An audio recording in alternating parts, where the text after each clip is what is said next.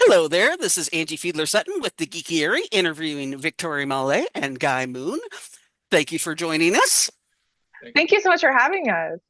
You were at the LA Comic Con for the panel of third annual That's a Wrap Filmmakers with Entertainment Creatives. For those who were not at the panel, kind of give me the elevator pitches to what the panel purpose of the panel was. Sure. Guy, do you want me to kick it off? Please. Sorry, I'm the moderator. So I'm like, who speaks first? I was the moderator. Basically, it was a amazing panel with all these amazing creatives who work behind the scenes in film and television, specifically in post production. So we were so lucky to have people like Guy join us, who's a composer, and talked about his latest project. So, in a nutshell, I loved it because as a writer producer, I'm kind of in like the dreaming and production phase, and people like Guy and our other amazing panelists are the ones who make the product look so darn good when it's time for release. So yeah, so that was the panel, and I loved. Guy got to talk about Ryan's Universe, Ultimate Ryan's Titan World Movie, Adventure. Ryan's World Movie, Titan Universe Adventure. Okay, I had the words, just not in the right order.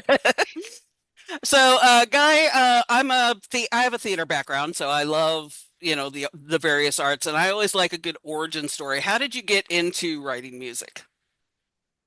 Uh, I spent most of my childhood playing around with music, taking piano lessons, going to college for a music major and composition and jazz, and I ended up marrying my high school sweetheart, and we just knew that the next thing was to move out to LA. I had no idea what area I would be focusing on. I just took every job I could. I played hotel lobbies. I auditioned for the LA Kings organ player. I set up MIDI studios. I did arrangements. I did keyboards, and slowly I got worked more into the creative side of things. And I worked at a studio called Tyrell Mann. It was Steve Tyrell and Barry Mann, a huge songwriter. And they started writing songs for films. And then when I was able to work on a film where putting music to film, that's when it really clicked. And then I ended up getting a shot to audition at the Hanna-Barbera for the Addams Family series. And that's when everything clicked for me. Well, and tell me that moment when you realized this was quote unquote more than just a hobby, where you realized, hey, I'm pretty good at this. I feel like it was in junior high. I spent so much time. I skipped out of classes to go to the band room and the choir room and listen to records, and um, I started to be obsessed with music in junior high, and then in high school, it just really solidified it because there was so many more opportunities for musical groups and even independent study groups. And I started a band, a rock band with my buddies, like so many musicians do in high school. And then before I graduated high school, I ended up working and making money in a couple bands around town. So that that pretty much set its course. Now, on average, I know it probably varies. How long does it take you to write a piece of music for film or TV? Yeah, it is a wide range, but especially if there's a firm schedule, like a lot of my shows at Nickelodeon were a 2 week turnaround. So that would be I'd need to create 22 minutes of music in 2 weeks. So on day one, that would be spotting with the producer, and on day, let's say 13 or 12, which would be the say if day one was a Monday, I'd have to deliver a week from Friday. So on day 12, I would need to have the final music delivered. So 22 minutes. I pretty much had to write it within 3 hours, 1 minute within 3 hour time slot, or else I'd be, working 24/7.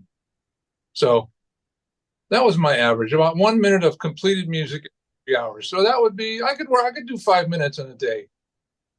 That's Now, this so is a nut. aggressive. Yeah, yeah. I could not Yeah. imagine that. I know when I was like 12 or so, I tried to start writing music, and this was back when you still, before we had computers that could do it for you. And I Mhm. remember using the music scales and all that. I did not obviously succeed. And that's why we leave Um, it to Guy. Exactly. Now, the one that I'm sure varies, but on average, how much do you get told what to do versus what you come up with in terms of what to get across? Starting out on any series or film, it's usually, I'm told, a lot. Um, Sometimes the spotting session, say for instance for a film, it's not uncommon that a spotting session goes 3 and 4 hours with the director and possibly a producer. Um, with uh, with ser- with a series, it starts out being quite a bit, and then as you go on, as you move along into the series, say episode 5, you kind of, hopefully you'll get a sense of what the show needs, and it won't be as much. And then say episode 20, your your spotting sessions are really short, and there's a shorthand that's developed between the composer and the director or the producer. In Butch Hartman's case with Nickelodeon, with the Fairly Odd Parents and Danny Phantom and Tough Puppy and Bunsen is a Beast, and now his show The Garden, we don't spot anymore. It's I I know what he likes, and as long as I put it on there, it's approved. And really, about the last 10 episodes, I've either gotten no notes, which means a thumbs up, or 1 or 2 notes, and those are 11-minute episodes. So definitely we have a pretty effective shorthand with that. Now, every composer is different, obviously, and every composer has their own style. What makes a Guy Moon music piece a Guy Moon music piece, would you say? Well, it certainly started off with at Hanna-Barbera it was cartoons, so it was, I think what they liked was my ability to inject a a kind of a crazy fun atmosphere, and also inject some joy, some light, some fun into it. um and even as I went along and I started working on some projects that weren't so um comic related, like, I mean, the Brady Bunch movies were comedies, but the score for those needed to be more dramatic. So I think what my I guess if I put my could describe my style, it would be injecting light into whatever the project is, whether it's dark or comedic.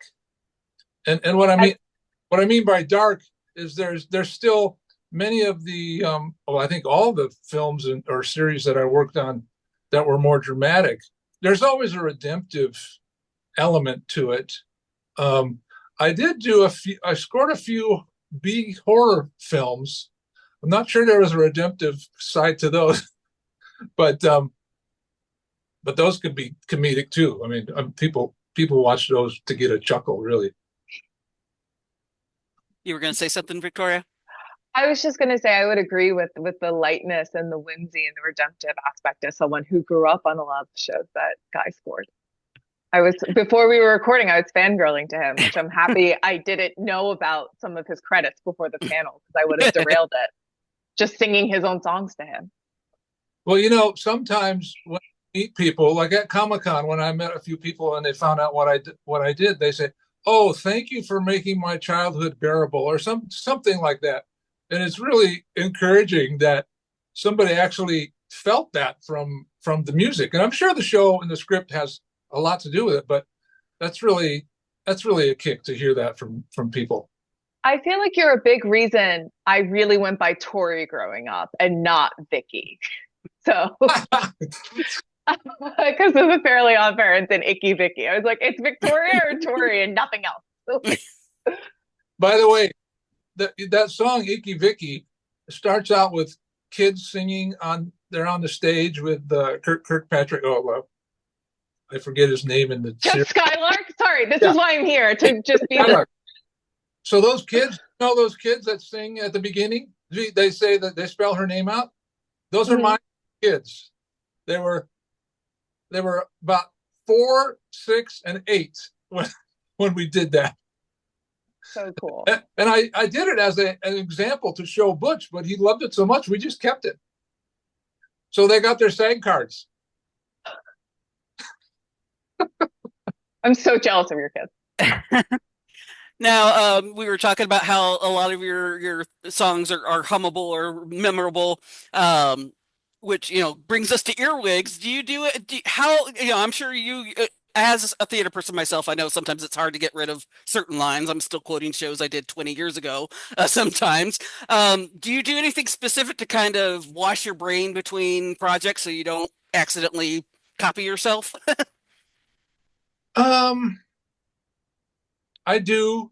Um, and the interesting part about that question is a lot of times I'll have two different projects with the same producer. So in the spotting session, um, the producers tend to give the same type of direction, but we've already decided the direction musically and creatively of the show is a completely different. We have to on purpose go in a different direction. Say, for instance, between Fairly Odd Parents and Danny Phantom, which I think Danny Phantom started only about 2 years after Fairly Odd Parents. Um, Albie Hecht at Nickelodeon loved Fairly Odd Parents so much, he basically greenlit a second series for Butch. So we were all working at the same time. So we decided that obviously the music needed to be much different. First of all, Fairly Odd Parents was an 11-minute story, and Danny Phantom is a 22-minute story. So the themes would be much longer, more drawn out, more serious. Obviously, there's so much chase and kind of adventure type rowdy situations in Danny Phantom. When he goes ghost, it's kind of a magical transition there. So we really needed the music to be heavy and have a dark element to it. So it was interesting. Sometimes I'd go into spot and we'd spot one episode of Fairly Odd Parents and one episode of Danny Phantom. And Butch's method of communicating for both of those is the same exact way. So I have to take what he's singing and saying and turn that into a style that's appropriate for the series, the long arc of the series. So that was really challenging for, say, the first 4 or 5 episodes. But once in a series, once you get to the sixth, seventh episode, hopefully you really found your way, and then you're just kind of in cruise mode.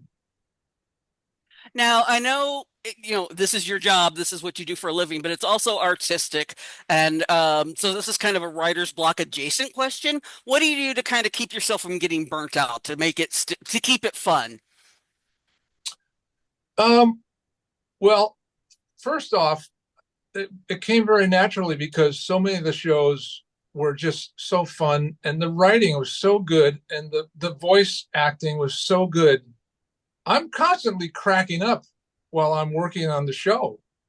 So that's the first thing. So that was automatically, made it more palatable. The second thing is just literally the requirement of the deadline. At times I would have two Fairly Odd Parents episodes to work on, plus a Danny Phantom episode, and maybe even like a Back at the Barnyard. There was so much going on there at Nickelodeon at that time. I couldn't afford. I just couldn't afford to have writer's block. I mean, it would throw such a wrench in the whole engine of my delivery. So it was, thankfully, with thematic music and composition, which most of those shows at Nickelodeon were more thematically based. Once you have those themes, then it's a reoccurring thing. So you don't have to come up with new or fresh stuff that didn't sound like the last episode. You just need to treat it a little differently. So you take the melodies and maybe treat it with a different type of ensemble, or say in a show like the Icky Vicky, the show that Icky Vicky song was in. It was kind of rock band oriented, guitar oriented, and then the next episode would be, Timmy would be flying out into a different universe or something. So it would be more towards an organic kind of orchestral adventure kind of score, but retaining those themes. So it became more of an orchestrational or an arrangement task at that point. Who would you say are your musical influences? Uh, Started off in junior high to be people like Scott Joplin, who was a ragtime pianist. And of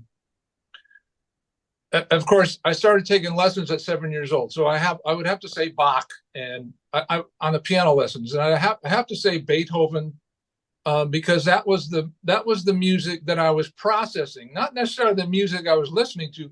I wasn't a big fan of sitting down and listening to music till a little later, maybe in high school. But then as I grew older, got really interested in jazz, and Chick Corea just happened to catch my attention. So I still listen to him a lot. But as I got more into composition, then John Williams just started to poke out like a sore thumb, and he still does, and so many other modern composers, but also so many composers through the centuries have really affected my output. And sometimes it's interesting that I'll listen back to something after I wrote it, and I say, "Oh my gosh, that sounds like Kansas, like Carry On Wayward Son," or a couple of words that they were using in that song, and I'm like, "Whoa, that really got under my psyche." Well, speaking of John Williams, I remember a number of years ago, the Boston Pops did something with him where they showed a scene from Jaws without the music and then with to show how much the music made that scene, especially in Jaws.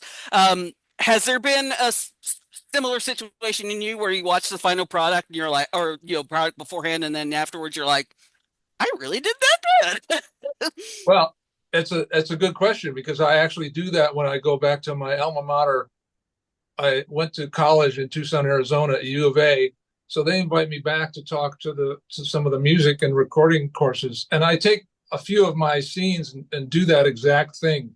So it's fun because they many of those students have seen these kind of shows, but I'll take the raw video with just the dialogue. And in animation, it tends to be just the dialogue.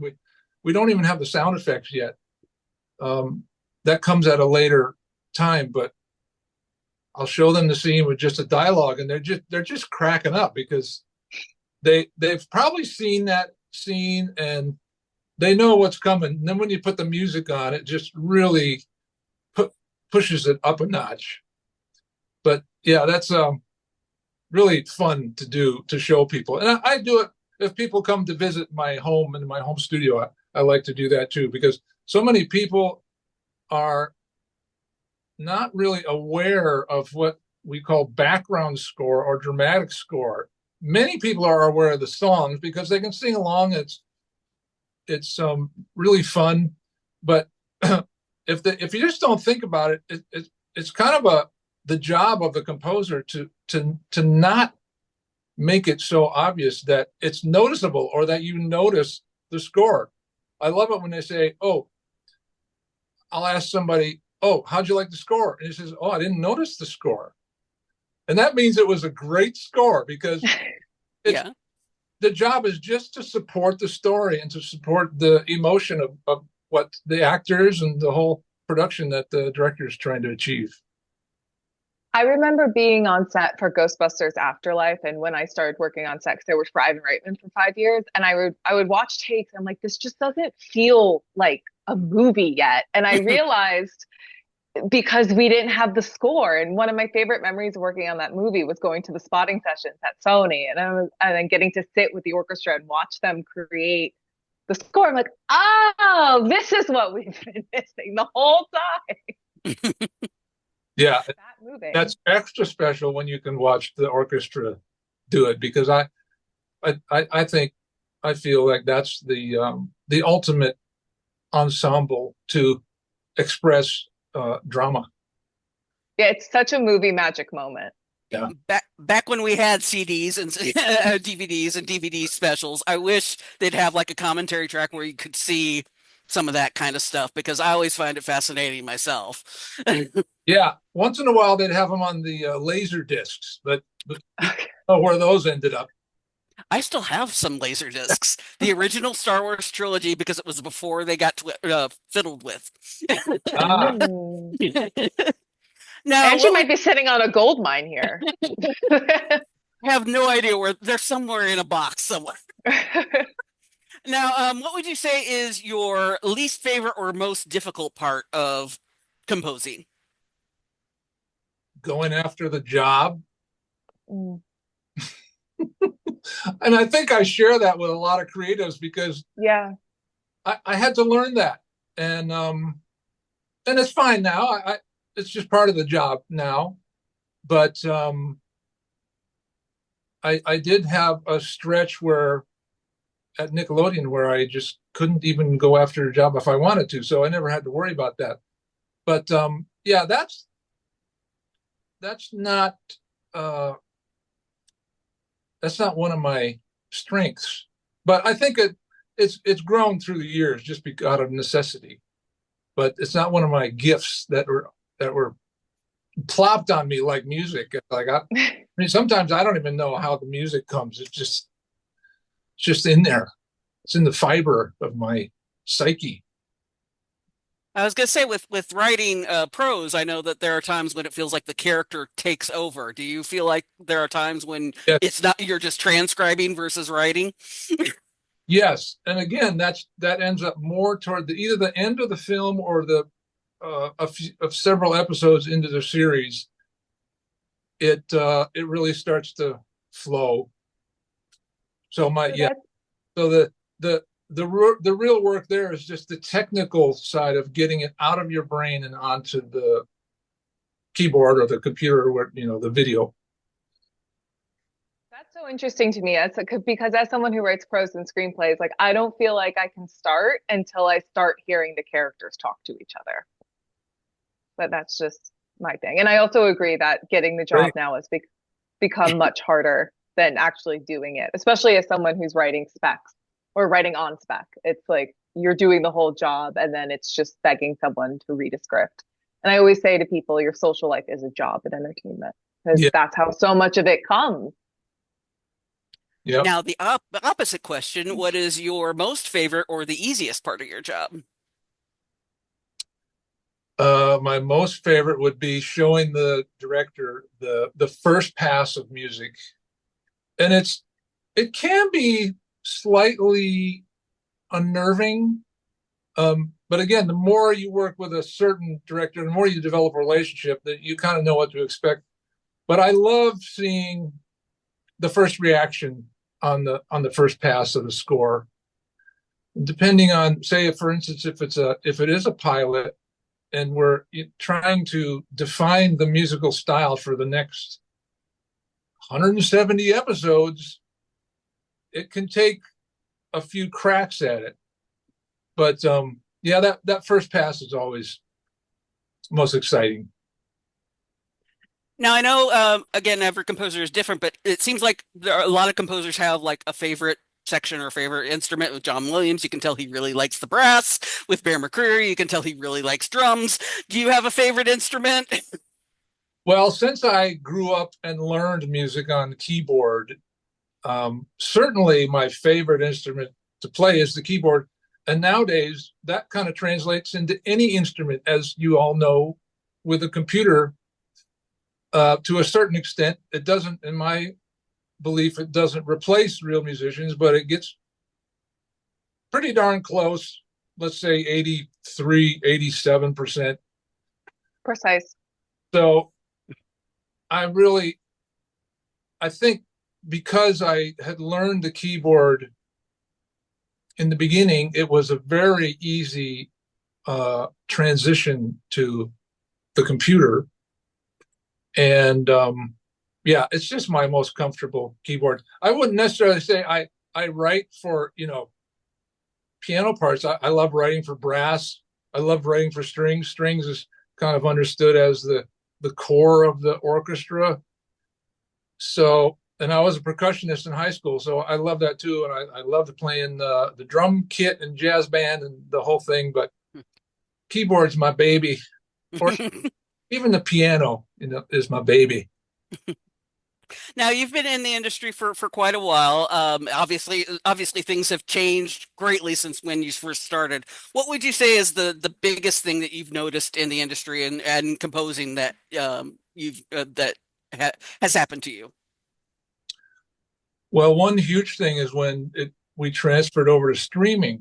So um, it feels like the, so many of the aspects of the industry shifted, not necessarily creatively, because most of my projects now are for streaming, but that's not necessarily creatively any different, or even the creative process isn't any different.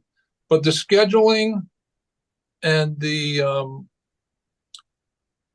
requirement to keep track of how things are moving, and creative content creators are condensing and merging, and so I think it's not like your small town business anymore. It's not like your family business. It's a huge business, and some creators are dropping out because they're not making enough profit right now. They couldn't make the transition, and some creative entities, I should say, are being purchased by larger ones. And then you have a lot of changes in the executive um, system. So you're like, oh, I was just dealing with that guy last week, and now he's not there. So how do we continue to work through that? And that includes making more relationships and developing relationships with as many people as you can. Now, if someone who wanted to be a composer came up to you and asked for advice, what would you tell them? I'd say that was a question at the panel. Oh, okay. One of the things I said was to first have a serious discussion with yourself and ask yourself if you are willing to put in the time and the sacrifice, and because you're going to be competing with people who are willing to work 20 hours a day, 7 days a week. Literally. I mean, literally. There were times when I was working 20 hours a day. I'm glad I'm not doing that anymore, but it's possible. So if you're not so convinced and have enough faith in yourself to make it through, to navigate through those types of scenarios, then, well, I hate to discourage anybody, but that's why you got to ask yourself, am I willing to do this? If the answer is yes, after some serious contemplation, then go ahead and go for it. If the answer is maybe, then stop right there, because you definitely need that kind of motivation to make it through. And similar related question, if you could go back in time to when you were first starting, what advice would you give yourself? Ah, I think about that often. What advice would I give myself? I think I would try to convince myself that I need to have the business side of it, take the business side of it as serious as the creative side, and maybe even equally 50-50. Because when I first started working and I was getting lots of work because people liked it, and it was a kind of a home family situation at Hanna-Barbera, so it would just toss me around from show to show, and I just went and did everything on it. I wrote it, I arranged it, I recorded it, and delivered it. And later on, when the job started to get more and more and really heavy, I feel like I missed an opportunity to organize my business so that it was properly managing all those jobs. I was still managing them as a creative person, and it just kind of, it's two different hats. And not to say, I think a lot of people have both hats, but you got to take one off before you put the other one on. And I think that would have just made a better, a more relaxed life for me and my family. Because there were times, even though the kids were involved with music quite a bit and even sang on some of those shows, there were days when I only saw them for breakfast and dinner. And, maybe I'd give them a kiss goodnight. And then that was it. So that's what I would advise myself, to get my business, whether that means a business manager or someone who can schedule or delegate. I'm not sure what that means, but that's the advice I would give myself. Now, what are you currently working on, or what's next on your plate? I'm currently scoring another Butch Hartman cartoon. It's a Bible-based show series for kids called The Garden, and it's just he's executive producer, and he raised the money and did it on his own, and it's just as good as any of his shows. And I knew it would be when I saw it. He has a staff. I think he probably has about 20 people working on it. So that's an ongoing thing. There's a few things out there streaming right now. Aaron Rappaport's dramatic series, I did a mini series, 8-episode series that's streaming on his own network. It's called thenetwork.stream, and it's starring John Leguizamo. It's called The Green Veil. And I really had a ball working on that because it's so different than most of my past episodes. It's very dramatic. It's dark, and it was really great to be able to work on something like that. Then there's a show streaming on Great American Pureflix right now called The Engagement Plan. It's a rom-com. And we just heard that the Green Veil got picked up for a second season. So that's probably a year, but that's what's ahead. Now for the arty farty question. The arts are constantly being challenged and getting, budgets being cut and whatnot. Why should people care about the music and composing? Because it's such a huge element of the storytelling palette. I really love, watching those few movies that don't have any music. It's intentional that they don't have music, and it really highlights that certain producers or creators or storytellers can make a great product with whatever way they want. But it's such a common way to communicate to people, whether it's a viewer in the theater or in the living room or in the stadium, that the power of music is undeniable, and so many people use it. And like I said before, I think it's, when you're really successful as a composer, they don't really notice it, but they will definitely notice it, that if they watch that same episode and the music isn't there, just like Victoria realized when she saw that scene. So yeah, it's I think it's a huge portion of the creative palette. I also think, as a screenwriter, especially when you're writing for the screen, you can't communicate a lot of the character internally, and you can in prose in a novel. And I feel like music is what bridges that. It almost like gives you that character's inner emotional state externally. Yes, and it's really fun when the director intentionally leaves it out of the script but wants it in the music.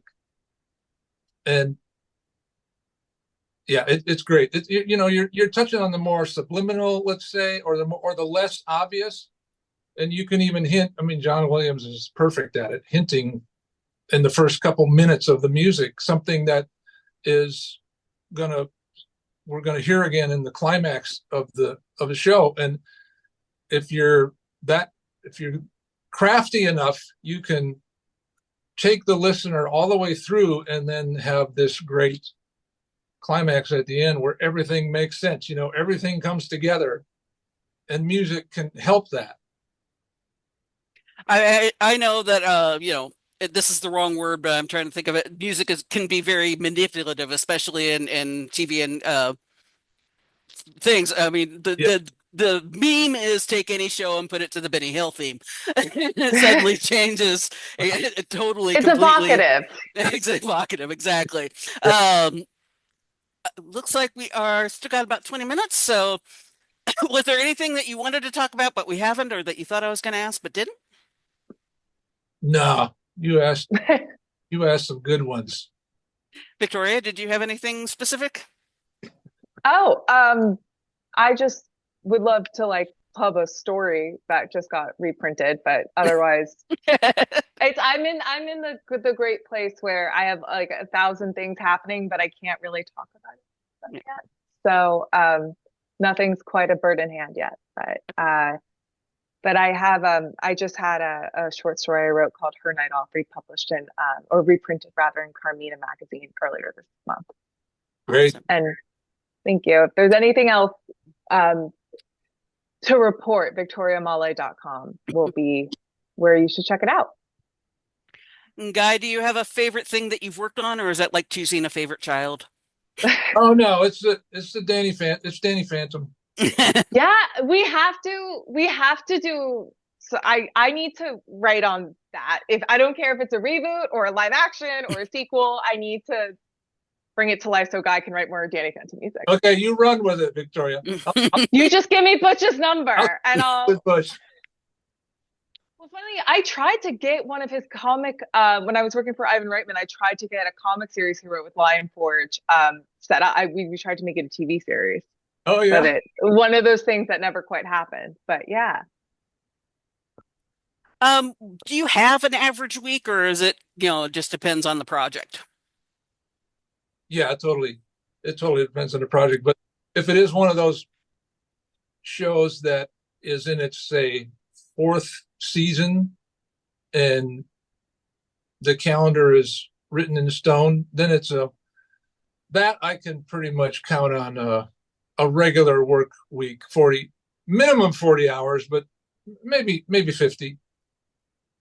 But that all got all jumbled up when we transitioned to streaming too, because their orders, the number of series or number of episodes per series really got changed around too. I mean, sometimes it's 6, sometimes it's 10, sometimes it's 20, and also a lot of these streamers are completing, as you know, they're completing the entire series before they even put it on.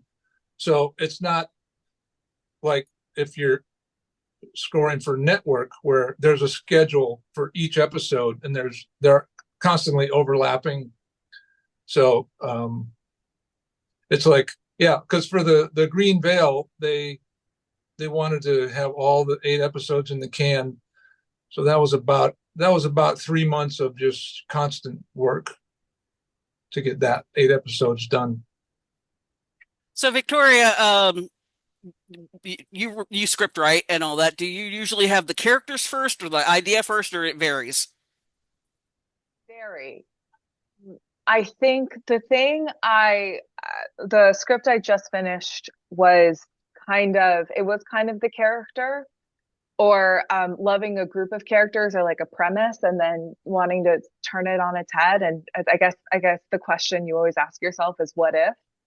And then yeah, but I think for me, when I know I have something is when I can do like a full beat sheet for it and I can start and hearing the characters talk and like see certain images in my head. That's when I know it's time to open final draft and start. And also when I can't stop thinking about it, like that's how I kind of know it. I have again, coming from, geekdom. I know when it fully has consumed me, then it's something I have to write. And then the same kind of question I asked for Guy, give me that moment when you realized, hey, this is something I can do for a living versus you're just writing for the fun of it. Yeah, that was a big moment for me. It was a couple years ago. I was still working for Ivan Reitman, and I'd spent 6 months prior to this moment in fall 2020. I had this idea for a script about the making of Singing in the Rain and Gene Kelly. And I had finished the script and I sent it to a manager contact of mine, along with another pilot I wrote. I'm like, would you? And this was kind of a conflict of interest because I was meeting with his client as a development executive. And I said, hey, Cameron, would you like mind maybe like reading my stuff and consider repping me? And he's like, yeah, I'll read your stuff. He took 3 weeks and then was like, okay, your pilot's good. And I want to go out with your Gene Kelly movie this weekend. And then all of a sudden it had blown up at one of the big agencies. There were like A-list stars reading it. And I was like, oh, I think I'm a writer now. Like, oh my goodness. Oh, okay, this is happening. And then it's been a journey from there. And that script had some great success. It as last year it was chosen as one of the top 13 scripts in the final round of the Nickel Fellowship, which is put on by the Academy with the folks who do the Oscars. So yeah, that was kind of like the moment where I'm like, I'm a writer now, I think. Well, I'm assuming your answer is going to be similar to guys, but what's your least favorite, hardest part of what you do?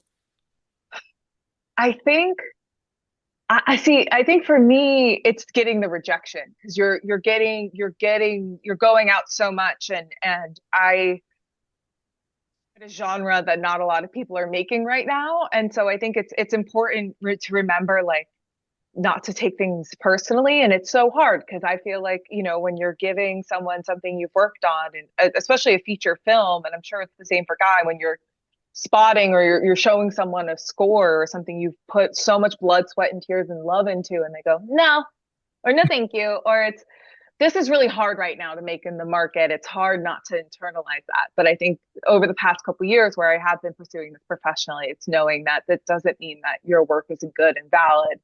It's everyone's favorite word to tell me is timing, and it makes me want to kind of go like nuts. But it is. It's there could be 1,000 different reasons why they said no, and it's best I've learned to have a bunch of different irons in the fire, so one no can't hurt like so you don't give too much power to a single no. Even though I had a certain movie star singer pass on something, and it made me like I was like he broke up with me, but it's fine. And then the opposite, what's your most favorite or the fun and the most fun part of it? I think the most fun is when you get to see it come to life. And I just think when someone responds to what you wrote, because I think, writing such a solitary activity, it's such a like it can be such a in the past year and a half or so, I've started writing with other people, and that's really fun. But for the most part, it's such a kind of like private, solitary thing. So when someone reads your script or you have a reading done and people engage and respond to the work, I mean, who needs drugs? There's nothing better. Now, I know with writing prose, I have a specific idea of what this character looks like. In Yes. screenwriting, I mean, do you kind of have to divorce yourself since you don't want to necessarily recast? Yes and no. I think it helps to have what I call them as a prototype. And it can get very dangerous because then you can get very attached to your prototypes. And then again, and then the actor passes and you're like, oh.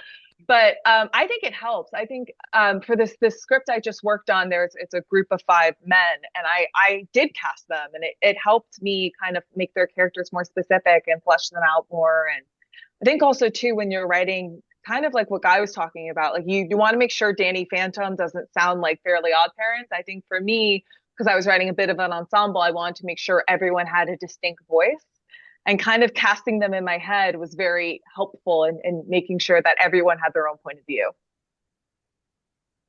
I had a question and I lost it. No worries, What would babe. what would you say are some of your influences? Sure. I mean, I again, being a geek, I mean, I grew up on like those superhero movies of the early aughts. Sam Raimi's original Spider-Man is my favorite movie of all time, which I think sometimes comes as a surprise to people. But I also I think I'm really inspired by Matt Vaughn and oh my God, Jane Goldman's works. I love the Stardust and the Kingsman movies and and stuff that really delivers on spectacle but never loses its heart. And I think, when I think of like the movies of Bob Lerman, they're feasts for the eyes, but he never loses that emotional through line. And then even in comedy, I think of Jason Segel's comedies where they're funny and raunchy and naughty. But again, he never loses the heart. I mean, like Forgetting Sarah Marshall or The 5 Year Engagement. So those, I'm sure I could spend the rest of the day talking about that, but those were the first couple people and projects that came to mind. I remembered my question. You Yay. mentioned you have a geek background. We are the geeky Yes. area. Yes. Yes. Yes. You know, Yes. I grew up in of an age where being a geek was considered a bad thing or a negative thing, and obviously it has changed tremendously, especially with the internet. Can you talk a little bit more about, how that has, progressed and how it's being embraced and that kind of stuff? Yeah, I think it was, I mean, I think the big thing too is when they realized we were profitable. Everyone's like, oh, and then I feel like Comic-Con became like a cool thing, and then all of a sudden geeks are cool. I think for me, I was like, it was something I felt like for a long time. It was this kind of two-sided coin where it was a great way to make friends and connect with people. I was a new kid twice in high school, so if someone liked Harry Potter or someone was watching the same show as me, that was like an easy, instant way to connect with someone. But then at the same time, I'm a very passionate person, and some would say over enthusiastic and maybe too passionate and like a smidge obsessive. But and that was something that I was kind of felt ashamed of, and that I needed to like kind of control about myself. But it's funny, in the script I just finished writing, I said, okay, F it. I'm not going to judge myself for that anymore. I think because of all the things that have changed, and because like what Guy's saying, like to survive in this industry, let alone thrive, you have to be obsessed with what you do. And you have to be willing to put in all the hours. Again, when everyone's calling it in and like going to bed for the night, you have to be out there still hustling or refining your craft. So my weird mantra lately has been like, I want what I want and I make how I make. And if that means going into a very deep research YouTube hole about 90s boy bands, then like, so be it. Because I'm actually really proud of the script I wrote. And part of it too is like when you're in your creative process, it was the fact that I was kind of like just inundating myself with that culture and that nostalgia. Now, I'm a big fan of that tropes are not always bad. They're good. They're Yeah. there to identify what you're, watching and whatnot. Do you have favorite tropes that you like to use? I mean, I don't know. I feel like, again, I'm just writing about the script. I'm like, I just feel like I'm talking about the script I can't really talk about. But I think for me, I love tropes, and then I love kind of subverting them because I think we're at this really exciting point, or like flipping them a little. So you can recognize it, but then hopefully in my writing, I'm bringing something fresh because like again, as I was raised on these early aughts superhero movies. My favorite movie is Spider-Man. My favorite TV show growing up was Smallville. And I think the trope that really inspired me to write the script I spent the whole summer working on was the whole pseudo love triangle between like Clark Kent, Lois Lane, and Superman, or Peter Parker, Mary Jane, and Spider-Man. And I wanted to really kind of play with that and turn it on its head, and have like a character who was like Clark Kent, Superman, Peter Parker, Spider-Man, but turns out that the hero is Mary Jane or Lois Lane. And then, other than the script you can't talk about, what else? What's on your plate? What's coming up? Coming up, there's like nothing I can really say. But I'm really proud that over the past year and a half, I've had 15 short story, or I've had 5 short stories published in over 15 literary magazines. And there are free versions of all of those short stories on my website, victoriamolly.com. And it's everything from like grounded speculative fiction like Ex Machina to Tudor duchesses and like a period drama to a gender flip take on Pygmalion. So there's a lot to choose from. Now, as I mentioned, I'm a prose writer too. I've tried writing Yes, screenplays. I just, for it's some hard. reason, I can't get it. Do you find yourself using like different muscles in a way when you write one versus the other? For sure, because I'm actually one thing I'm going to as I'm gearing up to go back to prose, and I think it's very difficult.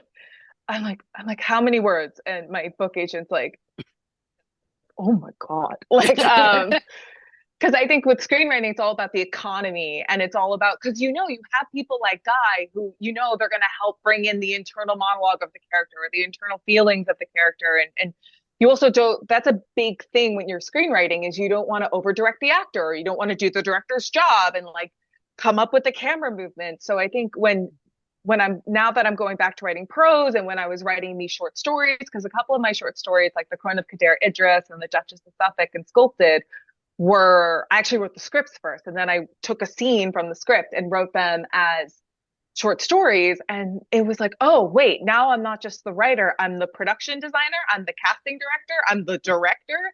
I'm the set dresser. I'm the makeup artist. I'm doing everything. So I think it's like, in screenwriting, it's like, how can I tell you what all the amazing people, because it's so collaborative. It's like, all right, I'm providing the blueprint. So how can I make like the most sharp blueprint where I can give you the best picture in the least amount of words? Whereas with prose, and then I actually worked on an audio series that I have no idea if it's coming out. But I worked on an audio series this spring and summer where it's like, okay, and now there's no images. How do I communicate this only with sound and dialogue? And then going as I transition back to writing hopefully a novel, it's going to be like, oh God, I'm going to do everything. And that's kind of fun because again, it's fun to just delve into the character's thoughts and get to describe them exactly as I see them and not worry if the actor's going to pass or not. But it's definitely, you're right. It's like you're using different groups of muscles. And I think what makes a great writer is knowing how to change between mediums. And I was going to ask, do you find yourself, you're halfway, partway through a project and you're like, wait, this should be a screenplay or wait, this should be a story versus than what you're trying to do?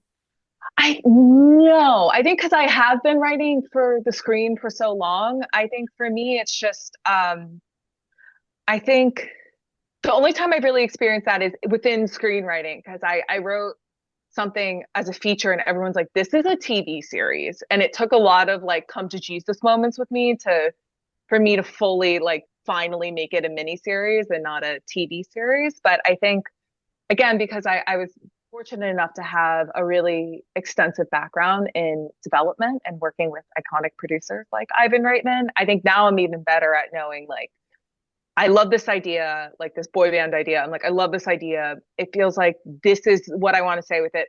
That's a movie. Or I spent last year adapting a book. I got the rights to the book and adapted a book for the first time for TV with a partner. And when we were pitching the author, being like, let us have the rights, we're like, you think this is a series, right? Because we really want to write it as a series and because we think there's a world here. And she was like, yes, it's a series. So it's yeah, I think it's one of those things where and I'm sure Guy, you do this too, where in the beginning, maybe it was in the beginning of your career, maybe it was more of a debate, but then as you kind of learn how to like train your intuition and your gut. Yeah. Now, this is a question for both of you as writers. The George R. R. Martin's known to say there are two types of writers, plotters and pantsers, where it's writing by the seat of your pants versus knowing the whole thing in advance. What is your preference? Victoria first. Slaughter, have to be, or else it's like Gollum. Guy, do you have an overall sense of what you're doing, or do you kind of? I started out as a dancer and eventually turned into a plotter. Come on over, baby. Come on over to the spreadsheet. So I'm kidding. Okay, it looks like we are out of time. If we want to go around and say where people can find us. I'm at guymoon.com, and that will take you everywhere to Facebook and all the social medias, and also show you quite a few examples of my work on video as well as just audio. I put my favorite cues on there is what I call it. So if you want to really see what my favorite work is, you can listen there. Victoria? VictoriaMale.com. My last name is spelled M as in Mary, A-L-E. It's a weird Italian last name. I'm on X or Twitter or whatever the heck we're calling it, just at Victoria Male. And then on Instagram, I'm at Victoria Male 1. And then the Geekiary can be found at thegeekiary.com. I think they are on all the social medias. I am also at Angie F. Sutton because no one knows how to spell Fiedler. I do .com. now. And go from there. Well, thank you very much for this lovely conversation. Thank you, Ange. For having Good to us. see you, Victoria. You too, Guy. Thanks for letting me be a little fangirl at you.